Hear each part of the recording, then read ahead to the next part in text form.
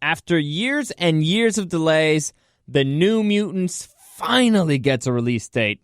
Plus, now we finally have some kind of an idea of what the hell WandaVision will be about. And yesterday was my birthday. Welcome to the newest episode of SDW. Super Dario World! It's a me, Dario! Woohoo!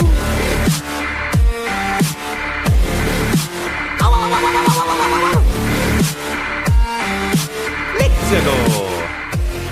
Alright, so I wanted to start off by saying thank you. Thank you very much to everybody who reached out. All your kind words, all your warm wishes. I really, really appreciate it. It means a lot to me. All your support is very much appreciated. Yesterday, yes, was the big 3-1. My birthday, 31, March 3rd. I was very excited about it. Well, not so much. You know, there's a point in your life when you're like, it's just another year. Sometimes you even forget how old you are. But I gotta say, I'm kind of digging 30. Like, honestly, when I hit 30s, I was kind of excited. It was weird. It was a weird point in my life because everybody says you kind of freak out a little bit. I was excited. I was looking forward to it. And to celebrate turning 30, I decided, you know what? I'm going to go on like a wild adventure. And that's why I went with a friend of mine to Japan. And I'm not to Japan. No, I went to South Korea and Thailand. And I was like, okay, that was my own 30s birthday gift to myself, which was great. 31 was kind of like, you know what? I don't really feel like doing much. Like, what's the big deal? What's the accomplishment here? I just didn't die for another year. But I mean, I did do a lot of stuff in that year that I think is worth celebrating. But it doesn't feel the same. You know, when you're little, you're like, all right, okay, I'm finally a teenager, or I can finally do this. I can finally write this role. I can finally do this. And 16, you can finally get a license. 18, you can vote and get a real license and be an adult and get arrested. 21, you can drink in the United States. 25, you can rent a car. 30, it's like, all right, well, you're no longer one of the youngins, and it hit some people pretty hard. I was talking to some of my friends, and it hit them really hard. It's like, dude, I can't believe I'm 30, and to me, it's like, I don't care. I still feel very young. I feel like I'm still in great shape. I don't think I'm anywhere near in the shape I was when I was 18. You played football and had to train every day, but you know, I feel like I've maintained myself. I actually feel like I got in better shape this past year. Mentally, I feel way sharper. I feel way more comfortable in my own skin. I've never really been an overly shy person. I've always been quite opinionated and vocal about my opinions, but every year I feel more and more comfortable with speaking out a little bit more, standing out. I don't know why. It's funny. With the age, you just don't give a fuck.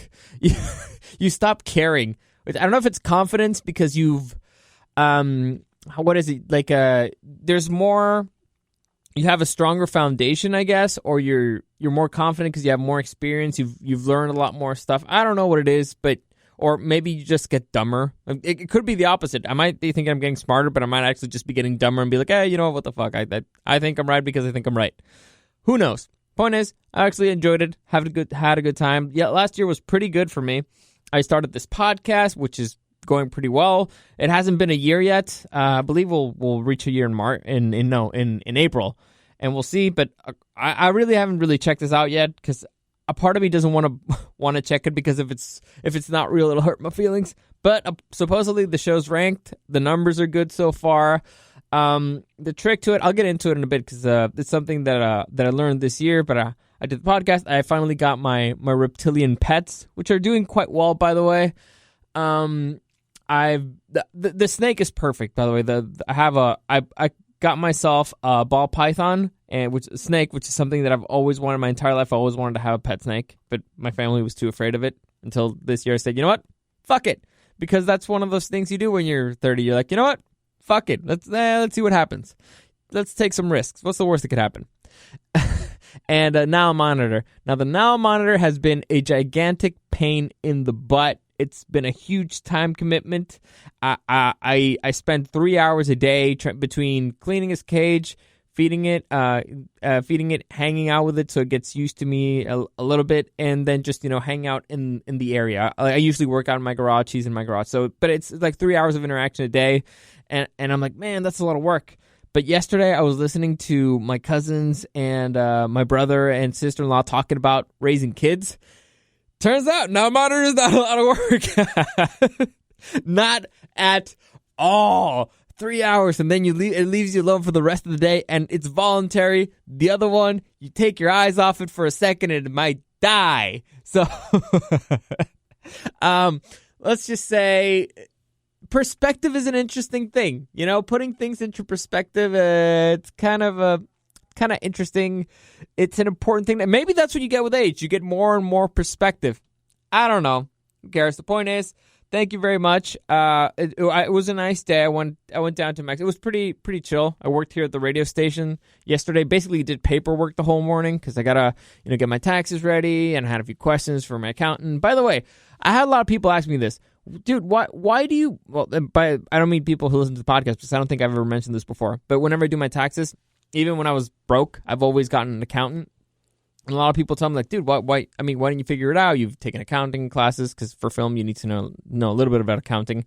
But why don't you just do it yourself? It'll save you a lot of money, blah, blah. And I'm like, all right, I'm not paying for the dude to do my taxes. I'm paying so that I can throw him under the bus if something gets fucked up. I'm doing it so if something gets fucked up, I can sue him for it. That's what I'm paying for the peace of mind. It's not for him just doing it.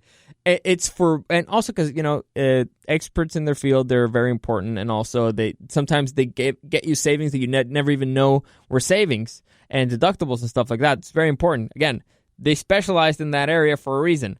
But mostly I do it for throwing them under the bus if something goes wrong. It's like, hey, I paid a professional. That's their job, IRS. I'm suing that guy. So that's why I do it. Anyway, so I basically just did a whole bunch of paperwork in the morning here at the station, and that took a big chunk of my day. And then afterwards, as you heard, 3 hours with the monitor, and then, which is very important to me, by the way, because I don't have to do it, but it's very important to me because the Now monitor is going to be a very, very large animal. It's going to be 6 to 7 feet long. It's basically going to be a velociraptor walking on 4 legs. I need to socialize him when he's little, because if I don't socialize him when he's little, when he's big, he will take out his anger on me. All right, I need him to at least tolerate me. So, and it's hard. I've mentioned this several times before. Don't get an owl monitor. It's a very difficult pet. It's a very bad idea, and only crazy people who have the time in the day and actually want to do it should do it. They're very pretty to look at though. And they're fun, and you get the whole I'm taming this dragon thing, that feeling. So it's pretty cool, but I would not recommend one to anybody. I don't even know what I'm ranting about anymore. What was I even talking about? Oh yeah, so I went down to Mexico with my family. Ate way too much meat. We went to an Argentinian meat place. Ate way too much. It was a rough night because when it's really weird. I don't know why, but apparently you're not supposed to eat that much at night because then otherwise your stomach will hurt and you feel nauseous. So I basically spent the whole night nauseous, but you know what? Worth it because the meat was delicious and I would not change a single bite. But anyway, what was I talking about? Oh yeah. So 30's fun. The biggest things that I've learned, because I like doing that on my birthday. I like going back and being like, okay, what did I do? What did I accomplish? What did I change? The biggest accomplishment, obviously, it's has been the podcast. I also did the Comic-Con thing, which is fun. I still have to get the material for that now that I remember and edit it out. I built basically my own studio. It's not completely finished because the video part's still kind of a mess, but it's ready. I could do the podcast from home. I mean, I'm here at the station right now, so I guess it's a little bit easier. So I want to get my home studio to be as set up as my work studio. I guess that would be my final objective. I also learned a whole bunch about the industry. I got the 10th anniversary show stuff going. Going through 10 years worth of material, man. It's a massive pain in the butt, but I did it.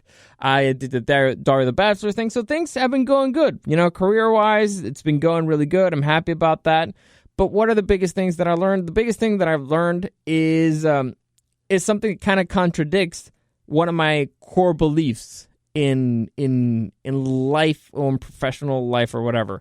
And I talked about this on the podcast when I was talking about certain changes that I was doing this year, or that I was going to try to do. And that's don't be your own tyrant. I won't get as deep into it as I did last time, but basically, it's learning how to prioritize your time and figuring out what things are the most important to you and giving yourself goals for a day and not making them become a burden when you don't follow through with all of them. Because depending on how many goals you give yourself for a day or how many objectives you give yourself for a day, you're more likely to do it. So if you give yourself 100 goals for a day or for an hour, it's very unlikely you're going to do it, especially if some of the goals are kind of time consuming. If you give yourself one goal for the day, maybe that's enough. It depends on the goal. Like if you're like, all right, okay, you got to climb Mount Everest today. Unless you're already over there in that part of the world, unless you're already in the Himalayas and you go really quickly, it might not be possible. But it's giving yourself realistic goals, then a few extras, but not torturing yourself into doing it. Not letting things that are supposed to be fun or extra become a burden on your psyche. And I talked about this before, like I said with the podcast. There was a point where I had the things that I had to do, right? So primarily you need to do stuff to survive, which is eating, sleeping. All right, that's a priority number one right there. Then depending on the person, you'd have prioritized. Some people prioritize family, some people prioritize work, some people prioritize a whole bunch of stuff. I guess most of us prioritize work because you need, money to survive. And so, all right, so or maybe if you're at school, you need to prioritize studying or going to class, stuff like that. So you get first off, the survival stuff in. That's stuff that you have to do in order to survive that day.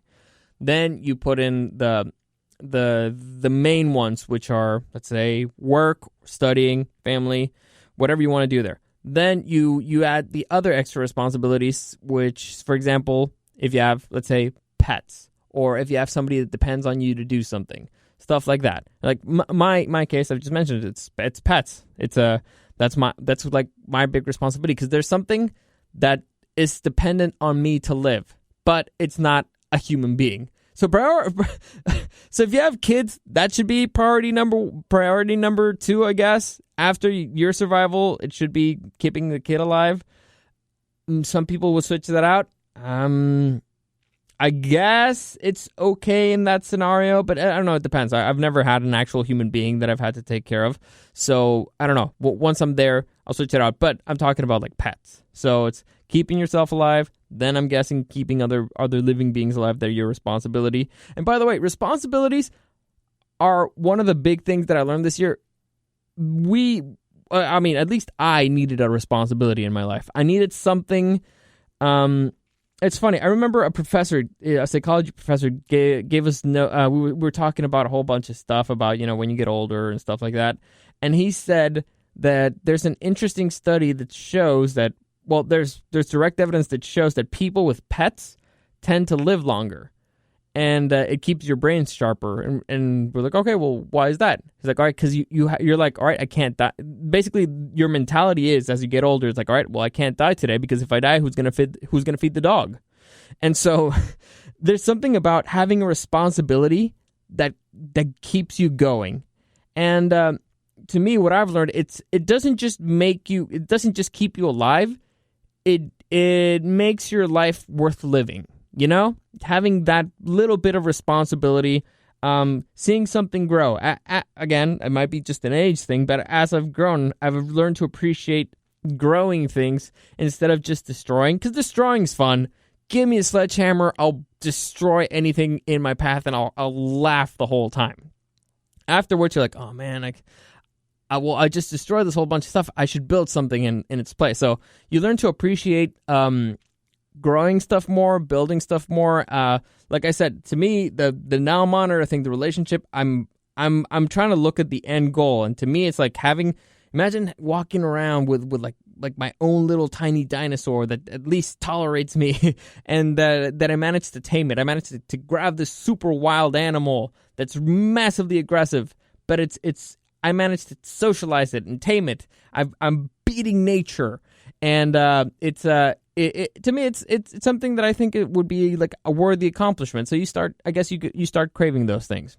Anyway, so the point is, having a responsibility, I found it to be a good thing. It's a huge pain in the butt. But it's a worthwhile thing. I guess that's why people change when they have children. I know. People change when they have children. So you prioritize, your priorities change, and even though it's a gigantic pain in the butt, that's why you love them so much. It's a huge, massive responsibility that makes you better as a person. It focuses your brain more, I think, on certain stuff. Having responsibility is a good thing. Don't shrink away from it. There's a lot of people who won't get a promotion or who will not accept a promotion because they're like, oh man, I don't want the responsibility. I'd rather just be relaxed and all that stuff. That was me for a really long time. But no, responsibilities are a good thing. Either self-imposed or imposed by somebody else, they'll make you better. All right, don't think that you can't reach that level until you actually try. Make yourself reach that level, and you'll be surprised. You'll probably be able to surpass it. Humans are a very impressive thing. Honestly, we can do really impressive stuff. Anyway, so back to the whole being a burden on yourself, and I said that I was going to keep this shorter, but anyway, I guess I was wrong. So being a burden on yourself, being a tyrant on yourself means you prioritize the stuff, everything that was extra, everything that you didn't need to survive or to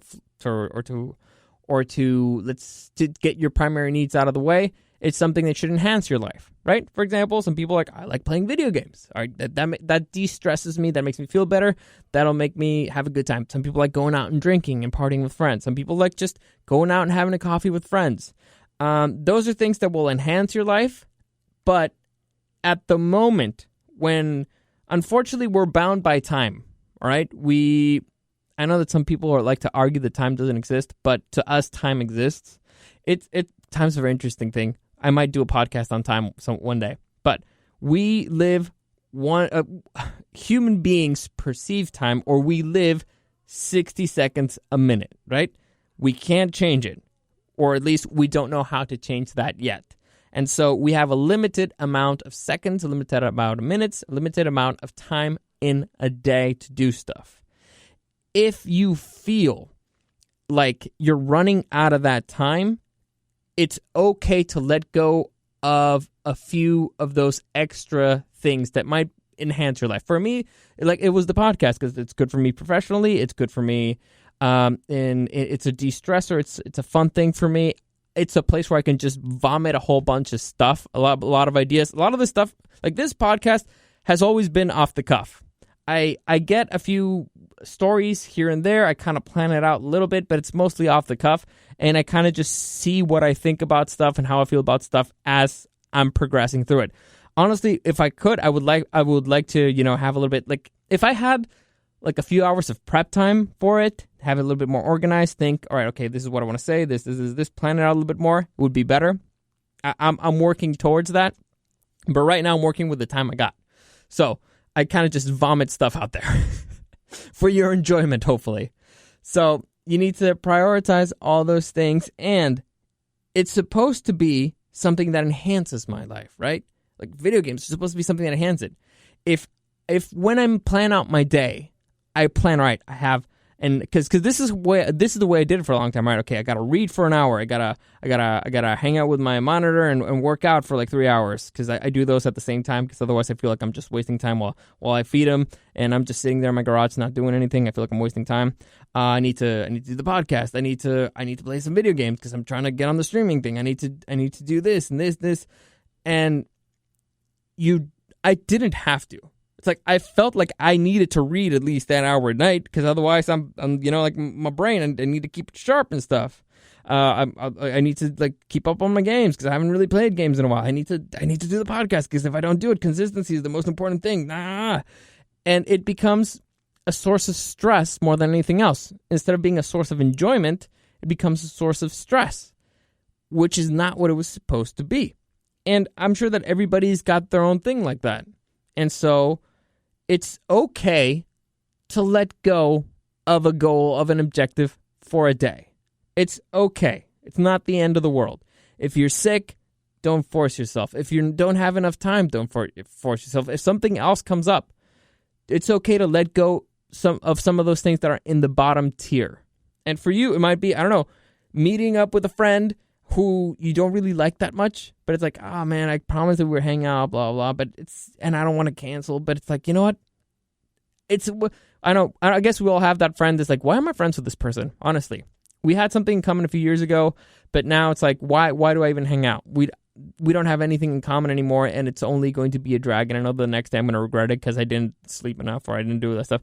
I don't know. It could be you're a part of a club, and you're like, oh man, I really love this club. This club is my favorite thing. I don't know, we book of the month club, or we're like a game club, whatever. I love this club, but I don't have enough time today.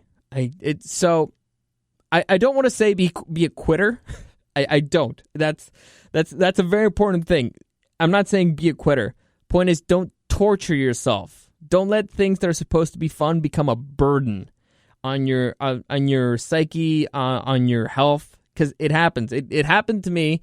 It was starting to happen to me. I could feel it physically. Like for weeks, I was just not feeling well, and doing this podcast was like a burden. I felt like, oh, I got to do it, and I wasn't even enjoying it anymore. I was just trying to get it out of the way, and it's like, all right, I want to add more stuff, but it's like, and honestly, when you're not doing things you enjoy, they become harder to do. So my advice, the thing that I learned is, don't be your own tyrant. There was nobody forcing me to do it other than myself, and that's why I mean be your own tyrant. Absolutely nobody, just me. And I was torturing myself. I was like punishing myself. Like, how can you fucking not do it, you stupid lazy ass son of a bitch? Like, no, why am I doing this to myself? There's so many people out there in the world who would probably do this for free. There's a lot of people who throw shit at me and torture me, all this stuff. Why am I doing this to myself? So either A, learn to let things go, or B, learn to not punish yourself for it. Okay? Yeah, that's probably like one of the biggest things that I learned in my life. Now, on the other hand, consistency. I've talked about this. Consistency is key for most things in life. And for example, when you're working out, consistency is more important than intensity. Always. It's better to do a little bit more every day than to do a lot once. All right? I talked about this with push-ups. It's better to do 5 push-ups every day and every day of the week. So in a week you do 35, than to do 30 at once and then not do it again for the rest of the week because your arms are too tired. Now, I know that example was super ridiculous because who the hell can't do like 30 push-ups? Come on. But it's the example that let's say pull-ups, because pull-ups are way harder. So it's better to do 5 pull-ups a day than doing 30 pull-ups at once and then being like, done for the rest of the week. All right? Consistency, it's more important than intensity. Usually in life, the one thing that separates you success from failure is consistency. But here's the caveat that I've always added. Well, the caveat that now I'm adding, don't let it become a detriment to your life. All right? If it's a positive, good. If it's, let's say working out. But perfect example, working out. If you have the time for it, if it's going to be a net positive for your life, there's a lot of benefits to working out, right? But if you don't have the time for it, maybe switch out the way you do it. Find a new way to do it, or do it do it less intense, do it for a short amount of time. Do something different. Maybe only do it on the weekends. Because if it just becomes a burden in your life, all the benefits that you might be getting, like more muscular mass or whatever might be looking better, you will be getting a detriment in your nerves, in your stress, in your head. Okay? So try to be consistent with the things that you do until the point where it becomes a detriment in your life. That's probably the most important thing that I learned in my year 30. That's probably it. Also, that responsibilities are good. So hopefully that helped you out. If not, whatever. It made me feel better to say it. Anyway, so I'll just get on this news rather quickly because there's 2 things that caught my eye today. First off, the New Mutants. For those of you who don't know, it's basically mutants. They come from the X-Men. Those are the mutants they're talking about, and it was supposed to be kind of like a horror movie with mutants in it. It looks like kind of like they're in an insane asylum. It finally has a release date. Now, this thing has been pushed back for years at this point. For years.